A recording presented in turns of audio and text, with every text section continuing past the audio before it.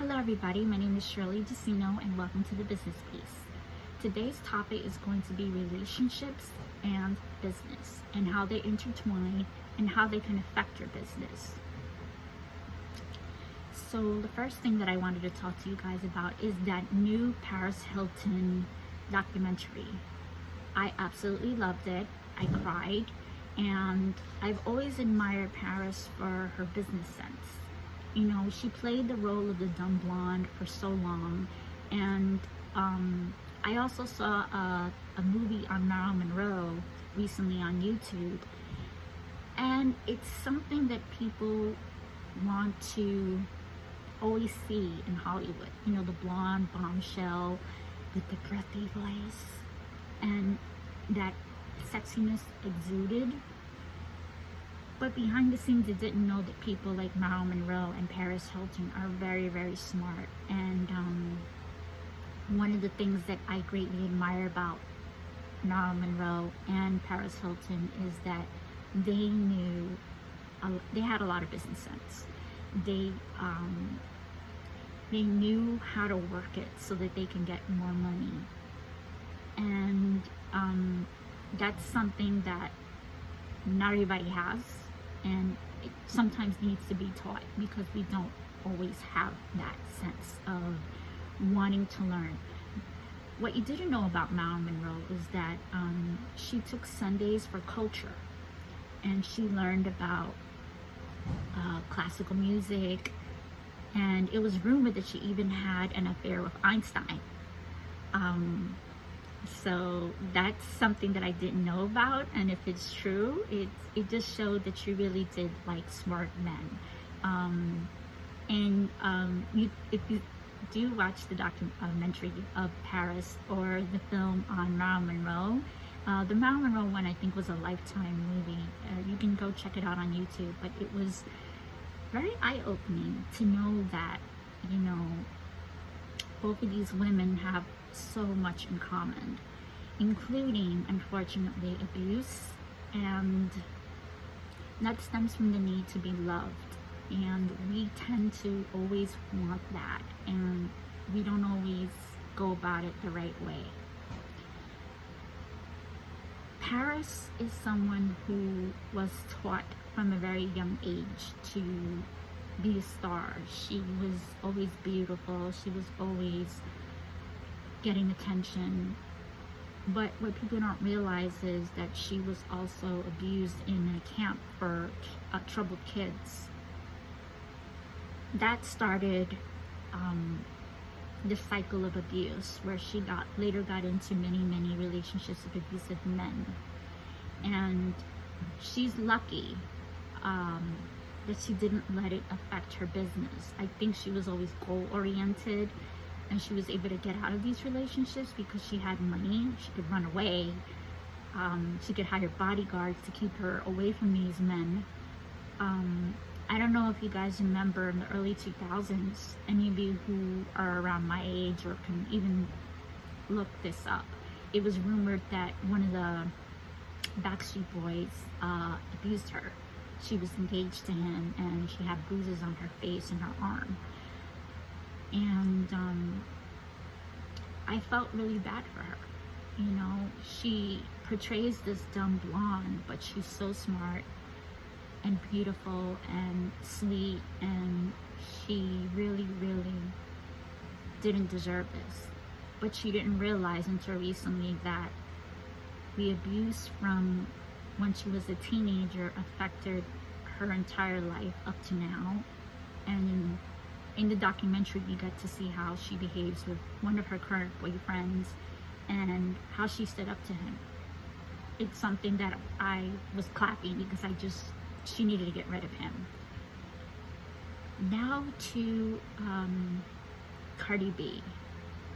The situation with Cardi B is volatile. She went up and down with her husband, and it's something that is relatable.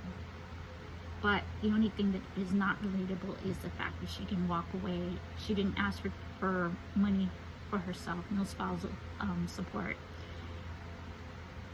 she did ask for child support, which she should get because, you know, they share a child. But I also feel that I don't know anything about Cardi B's past. I don't know if her parents had a healthy relationship. I don't know if she's seen anybody have a healthy relationship that she can model after. I don't know if she has friends that have been married for a very long time that are healthy. Because myself, I know people that have been married for 20, 30, 40 years, but they're unhealthy relationships. They're not based on mutual respect. They're not based on, they're based upon the fact that people say, oh, stay together for the children, and then once the children are older, they're still together. So it just doesn't make any sense to me.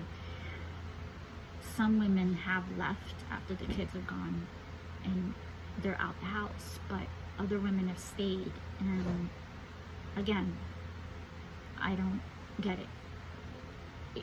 Is it the fear of being alone? Is it the fear of what others will say? Because most likely, when I've seen people that leave after many, many years and their children are grown, is that some people tell them, you should have done this years ago. You would have spared yourself so much pain and so much headaches and be free of this person. So I'm just curious about Cardi B. I don't know anything about her past. I feel that she should keep certain things to herself. But if she never had the role models or never sought after the role models, she is repeating something or just following what is considered normal when it comes to minorities. As a woman who's Puerto Rican, I was always brought up to believe that you keep your family intact. You are ride or die, and it's 2020. That's just not the mentality of now. Women can take care of themselves. Women can do anything, just about, that a man can do. But since we're conditioned to think this way, we kind of think, I need a man to help me. I need someone to be supportive of me. I need a father to run my children. I need a husband. And if you're like Paris Hilton, you're kind of your own husband and you don't need anybody. She does date. She has dated a lot of men, but they've been all horrible for her. And trust me, I can relate to that. She's been looking for the one, and she's gotten not the ones. And again, with Megan Thee Stallion and Cardi B, I find it funny, not haha funny, but strange that these women made the record WAP together, but they've both been in very abusive relationships, whether it's physical or mental. They've both been in the same situation. Megan Thee Stallion's boyfriend shot her, and some people made fun of that, and I didn't think it was funny at all. I empathize with her. I feel that she might be repeating a pattern or is conditioned to think a certain way, which happens with us minorities, unfortunately. And the one thing that these three women have in common is Paris, Cardi, and Megan all have money and they can walk away from a situation after they're tired of it. But unfortunately, many of us can't, or we feel that we can't. From a person who has been in many abusive relationships, and even the person who I thought was my very first boyfriend, I'll be honest with you, and you know, I really don't care what anybody thinks about the situation, or even what he thinks, or if he wants to tell me to shut up and, you know, whatever. I thought for a very long time that this person was a good person, and that, you know, I was the one that messed up, because I did mess up my very first relationship at 18. And I never found anybody like him, and I thought, oh wow, I really messed up. Come to see a few years later, about 15 years later or so, he was married but was trying to get me to see him. And that's when I woke up and I said, if I had been with him and married him, he would have done the same thing to me. And he recently reached out to me again, and again I was pushing him away. I don't really want to talk to you, I'm busy. And it's because I came to the realization that this is not a good person, that he's trying to talk to me behind his wife's back, and I feel very, very sorry for her, and I don't want to be number two. And I'm currently in a relationship, so I don't want to put myself in a situation where I would do that, nor would I do that. So it's just crazy. But when people want to have a lot of extramarital affairs, or if you're in a relationship or you're not married but you're cheating, you're putting so much negative energy into this side person that it could affect other parts of your life, and it will. It's going to bring drama, and you're not going to be able to focus on your business endeavors if you're stressed out. So it just has like this domino effect of destroying your life, and it's also self-sabotage. So I wanted to explain to you guys narcissistic abuse. It's a person who has excessive interest or admiration of themselves, and they tend to always make everything about themselves in a way of, let me explain it in this way. I dealt with a narc ex, and when I was with him,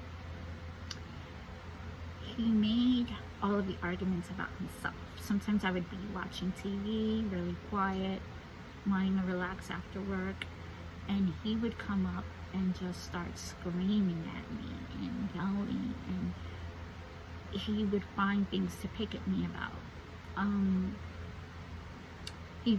He also had bad OCD and wanted everything in a certain type of way. I started to clean exactly like he wanted me to, but it was never, you know, good enough. It was never clean enough. It got to the point where I used to wake up very early before work and clean, and he would come back from work and everything was already done and there was nothing to argue about. So he would argue about work and take it out on me. And he would tell people, I later found out that he told people at work things about me that weren't true. If the house is clean and the bills are paid and everything is fine, there would be nothing to argue about, but he would find something to argue about. And people who are narcissists tend to think that everything is happening to them. I'm unhappy because you can't keep a house clean. I'm unhappy because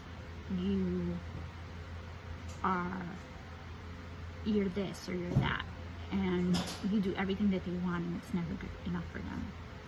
And that's one of the signs of a person that's a narcissist. Everything is about them, and everything's wrong with you. And I'm wondering if Paris, Cardi, or Megan ever had to deal with this, because this is one of the traits of a very abusive person. What I found over the years is that I couldn't move forward in my life, and I was stuck, completely stuck. I always wanted to own a business. I always wanted to try different things, but I was stuck because I didn't realize that the people that I was with really were holding me back. I was gonna get married a few years ago, back in 2010, I believe.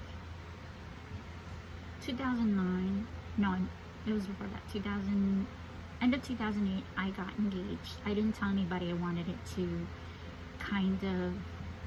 I wanted to prolong the engagement because I wasn't too sure, and I should have taken that as some sort of sign if I didn't want to marry him. But I prolonged the engagement. I didn't tell anybody about it until it was 2009, close to a year, and I started planning the wedding, and I got a wedding dress and everything. We had the hall, we had the decorations, we had everything. And a few months before the wedding, I pulled out because I just didn't want to be with somebody who was overly jealous, didn't want me to finish school, didn't want me to talk to anybody at school, didn't want me talking to my professor. He picked arguments out of nowhere. In my family, we have a history of a limp, and I had two people in my family that have a limp. May they rest in peace, my Aunt Fermina and my Uncle People. They were born with a really bad limp. I also have a cousin who's like that. So it runs in my family. When I walk a lot or run a lot, my right leg gets a really bad limp, and I start limping. So I came home one time, I was doing a lot of running around when I was doing therapy with kids, and I'm literally chasing these little kids around all day. My leg was bothering me, it was my hip. I started limping, and he accused me of being with someone else. And I looked at him and I said, I've had this since I was 11 years old. You know, and he kept projecting all these different things. And that's what happens when you're with somebody who is emotionally abusing you. They cheat, and I didn't find out about the cheating till later, and they project that upon you. And it was so hard for me to figure out even how to find another job once I lost my job. I lost, because of this person, I lost my job because I couldn't go back to school. So I couldn't go back to school. Lost my job. After I lost my job, I lost the apartment. After I lost the apartment, I didn't have a place to go because I had to leave them, and I had to stay with my parents for a while. Then I couldn't stay with my parents. And then I had to jump from place to place trying to figure out what to do. So my whole world went completely upside down because I was with someone who I couldn't even think. I was like frozen in fear. And this is what happens with a lot of people when they're in bad relationships. You can't think. So one of the strategies that I have learned is to have a type of personality that no matter what happens, take it out on books. And this is what I'm going to tell you what I do.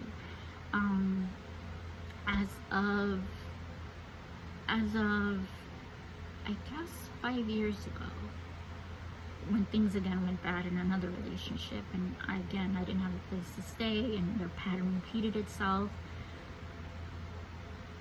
When I got angry, I would go to a website about business.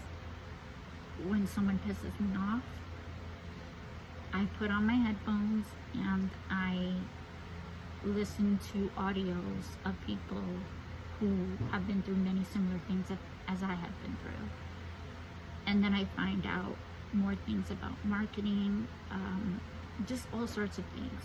So if someone is in an abusive relationship and the person is very controlling, if you can get up as you're planning to leave this person, if you can get up a little extra early and listen to a meditation, please do so. If you can, let's say you drive and you're listening to an audiobook that teaches you about business, please do that. It all counts.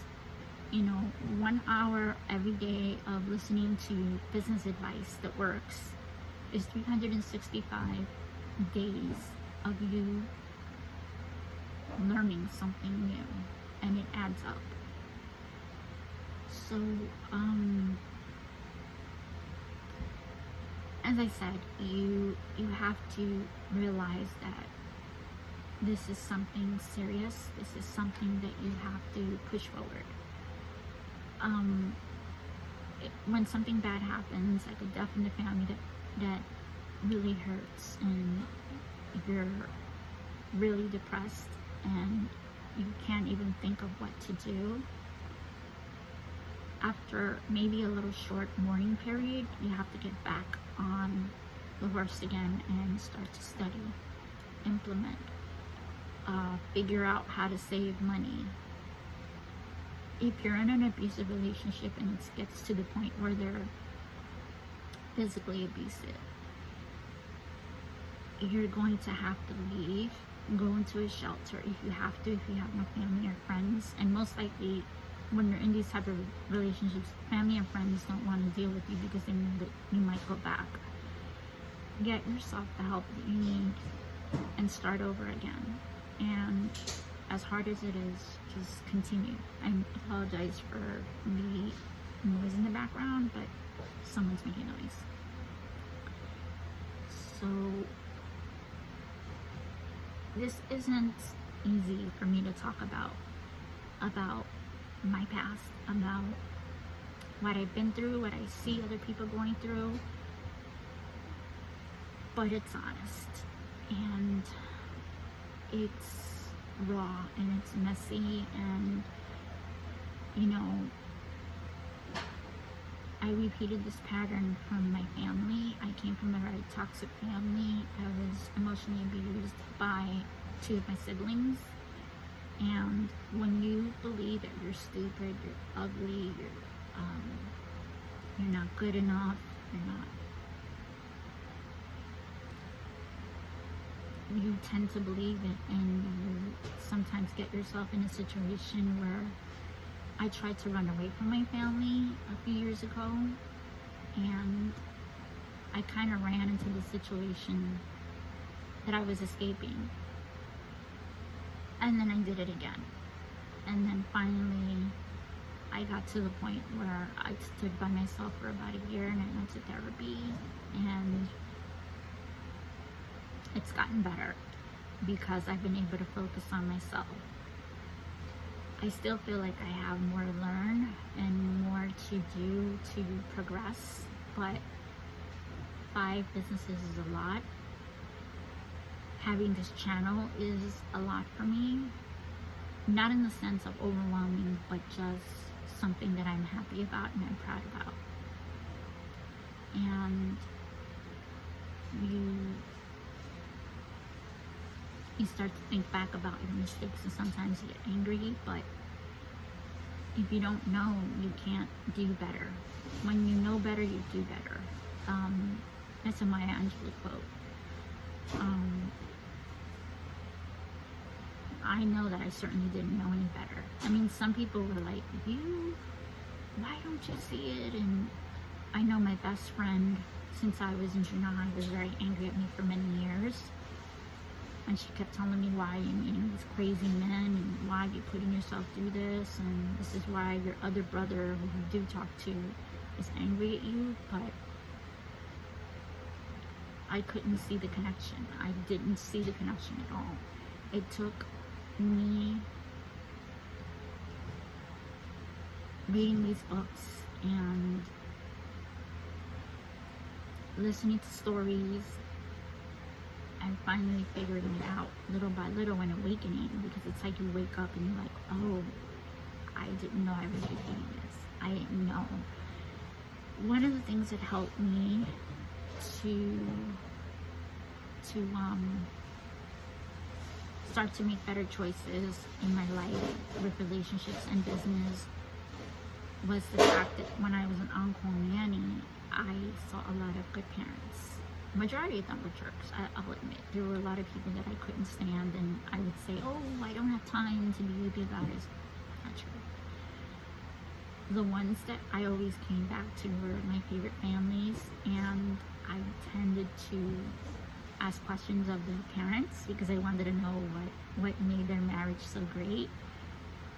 If you're spending 15, 16, 18, 20 hours with a family, you get to see the good and bad, and you get a picture of what a good relationship is. And these people had great relationships, plus they were prosperous. So it was just like, wow, you're great parents, you're great to each other, you have very, very good jobs, or you started your own companies, and I wanted that. So I needed to actually see it to know that it exists. And that's when I started to actually study a little bit about the traits that these people have. And that's what made me want to start these 5 businesses. So I hope you guys have gotten something out of this and realized that in order to move forward, you must study. You must learn from the very best of the best. Find out about Elon Musk. Find out about Einstein and all these other people who made it in life. Read everything you can. If you don't have the time to read, please get an audiobook and listen to it while you're in the shower, while you're driving your car. Find as much time as possible to have that life hack of just learning everything when you can.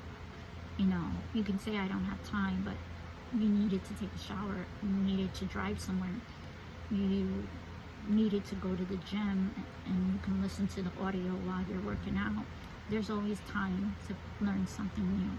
And when you learn something and you realize you can put yourself in that situation and learn and grow from it, you're going to change for the better and be happier.